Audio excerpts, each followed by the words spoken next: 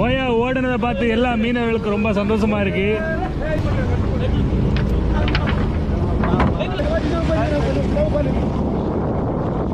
இல்ல கடை ஓட